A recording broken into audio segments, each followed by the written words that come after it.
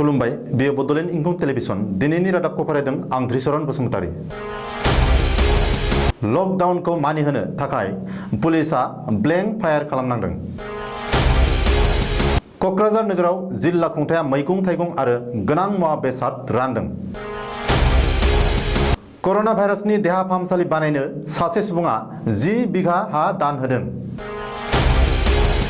लकडाउननि समाव सा सानजा ओनसोलाव थोजासे सांग्रा गेस जगायनो इन्डियान अइलआ खोथा होदों।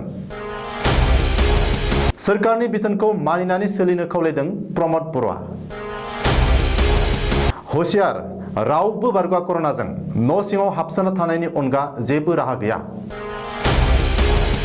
मेघालयनि गिबि मन्त्रि कर्नाड सांमाया बायजोआव ओंखारनाय मानसिफोरखौ सांग्रां खालामदों। दानिया आबुं रादाब। कर'ना भाइरासआ भारतआवबो महामारी महर लानायनि सिगांनो 21 सान लकडाउन फोसावनायखौ मानिहोनो थाखाय दिनै पुलिसा लाथिख'आव गुलि हगारनो गोनां जायो। बे जाथाया जादों बङाइगाव जिल्लानि निउ बङाइगाव जंक्शननि साखाथियाव। सुलुङाव मिथिनो मोननाय बादिब्ला निउ बङाइगाव जंक्शननि साखाथियावनो थानाय भावलागुरि हाथाइसालियाव लकडाउनखौ नेवसिनानै दिनै फुंनिफ्राय बाजार जनानै सुबुंनि थुबुर खालामनायखौ पुलिसा होबथानो नाजाहैदोंमोन। नाथाय गलादारफोर आरो साखाथिनि रायजोफोरा खुद्रिखांनानै पुलिसनि सायाव अन्थाइ खुबैयो आरो गाग्लोबो।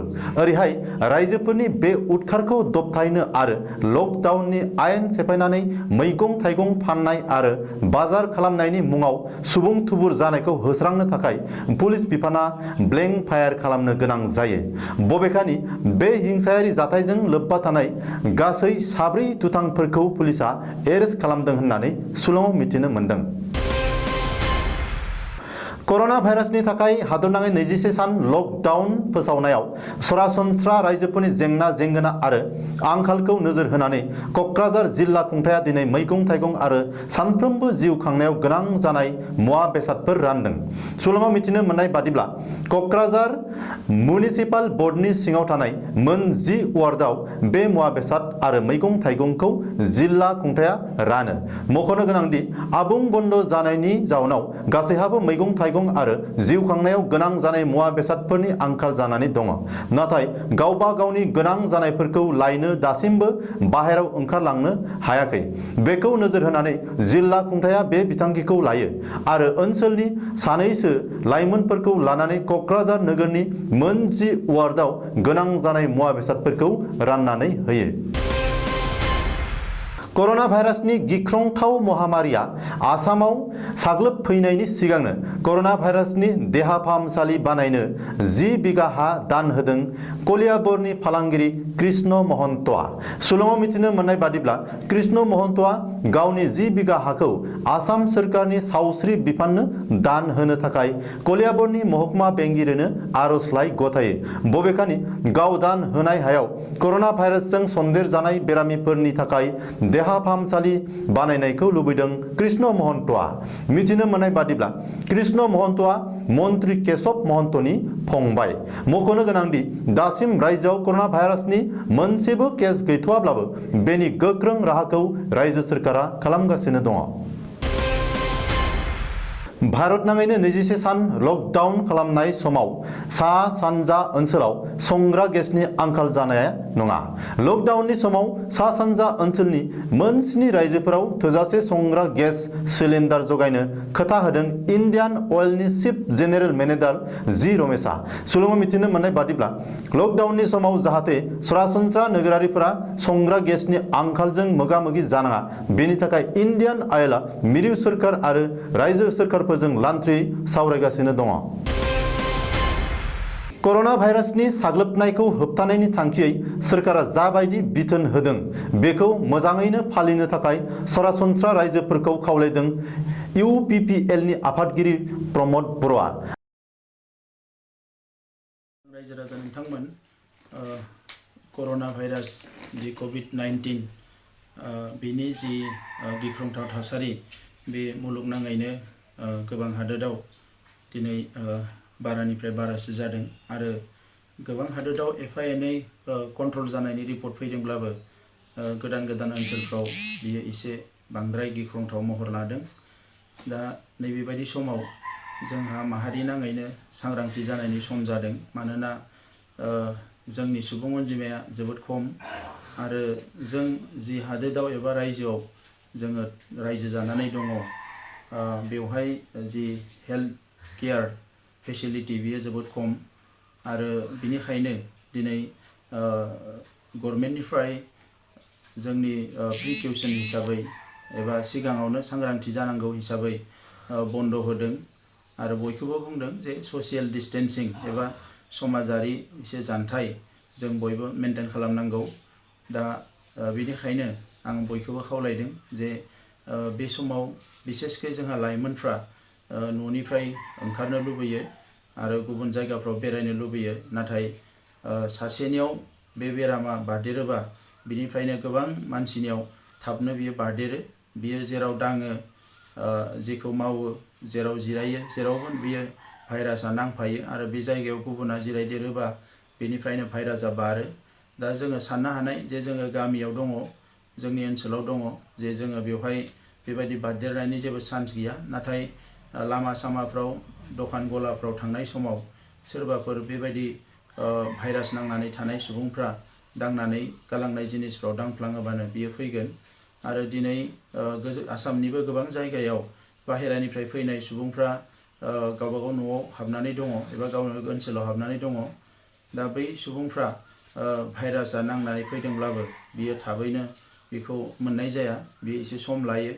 दा बिनिखायनो सरकारा बुंदों जे नैबे सप्तासेया जोंनि थाखाय जोबोद गोनांथार। बबेखानि बे समाव साफ्रोमबो बर' फिसानि जिउआ जोबोर गोनां। बेनिखायनो गासैबो लाइमोनफोरजों लोगोसे मोनफ्रोमबो थाखोनि सुबुंफोरनो गिख्रंथाव कर'ना भाइरासनिफ्राय सांग्रां जानांगौ होननानै खावलायदों प्रमद बर'आ। मख'नो गोनांदि मिरु सोरखारा हादरनाङैनो 21 सान लकडाउन एबा आबुं बन्द फोसावदोंब्लाबो दासिमबो जोंनि सुबुंफोरा सांग्रां नङै बे समाव नुनो मोनगासिनो दङ होननानै प्रमद बर'आ बुङो। मुलुगनाङै गोसारनाय कर'ना भाइरासजों रावबो बारग'आ। बे भाइरासआ राजा महाराजा आरो डाक्टरफोरखौबो सिनाया। देहा बिगियानगिरिफोरा दासिम बे बेरामनिफ्राय बारग'नायनि राहा आरो फाहामथायनि जेबो मुलि मालाम दिहुननो हायाखै। जायनि थाखाय मुलुग देहा फसंथान आरो देहा बिगियानगिरिफोरा राहा लामा नागिरनानै आगोर मोनैनि खर' आरो खाफाल हमनांगौ जादों।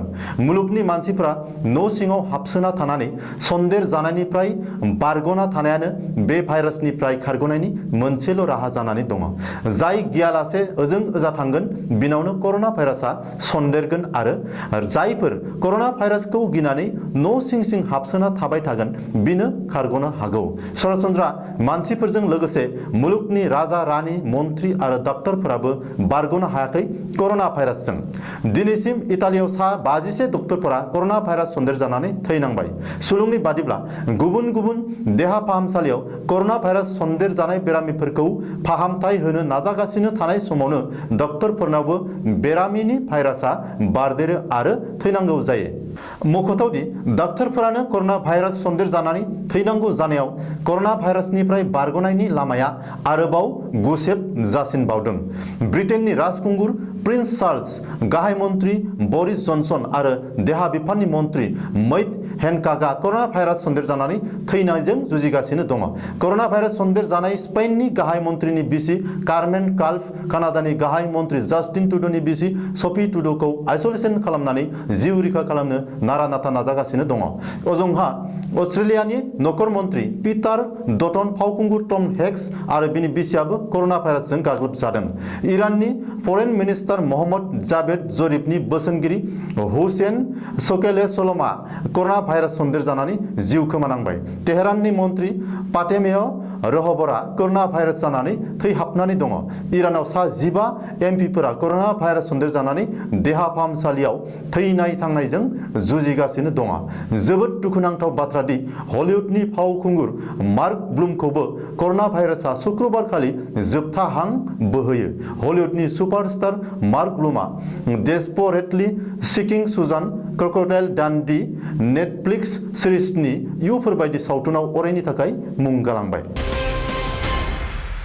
अन्नानै गोजान गोजान था, अन्नानै थुबुर थुबुर दाथा। बयबो 1 मिटार गोजानाव था। बेयो जोंनि आंनि आरो जों बयनिबो थाखाय मोजां। बे बाथ्राखौ मेघालयनि गिबि मन्त्रि कर्नाड सांमाया बुंदों।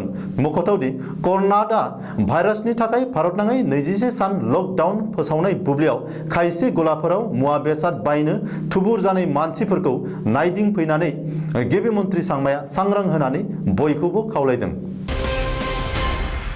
दिनैनि रादाबा एसेनोसै। गोजोन्थों।